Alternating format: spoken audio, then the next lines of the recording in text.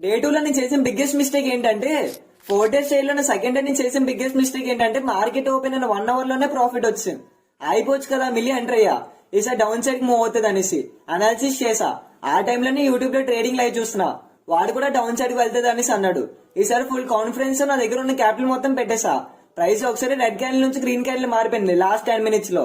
దాని వల్ల ముందు రోజు వచ్చిన ప్రాఫిట్, ఆ ముందు 1 hour లో వచ్చిన ప్రాఫిట్ మొత్తం లాస్ అయిపోయా. యూట్యూబర్ ఒకసారి మాట మార్చారు, ప్రైస్ పైకి వెళ్తుంది అనేసి అన్నాడు. నా దగ్గర ఉన్న క్యాపిటల్ మొత్తం లాస్ అయిపోతాను అనుకున్నా, కానీ లాస్ట్ 2 minutes లో క్యాండిల్ క్లోజ్ అయ్యే టైంలో గ్రీన్ క్యాండిల్ నుంచి రెడ్ క్యాండిల్ గా మారిపోయింది. అక్కడ నుంచి ప్రైస్ కింద పడింది, నా లాస్ మొత్తం రికవర్ అయిపోయింది, ఎక్స్ట్రా ప్రాఫిట్ కూడా వచ్చింది. ఈ మిస్టేక్ వల్ల నేను నేర్చుకున్న విషయం ఏంటంటే ఎవరైనా 50% మాత్రమే చెప్పగలరు, ఎవరు 100% చెప్పలేరు. యూట్యూబర్స్ నే కాదు బ్రో, నీ ఓన్ అనాలిసిస్ చేయడం కూడా చాలా ఇంపార్టెంట్ మామా. రిస్క్ పర్ ట్రేడ్ కూడా చాలా ఇంపార్టెంట్. ఈ మిస్టేక్ నీ చేయకండి బ్రో. ఈ మిస్టేక్ నీ చేస్తే కామెంట్ లో ఎస్ఎన్ కామెంట్ చేయండి. డే 3 లో రాంగ్ టైం లో ఓవర్ ట్రేడ్ చేయడం వల్ల బాగా లాస్ అయ్యా. ఎందుకు ఓవర్ ట్రేడ్ చేశానో నెక్స్ట్ వీడియోలో చెప్తా. ఇప్పుడే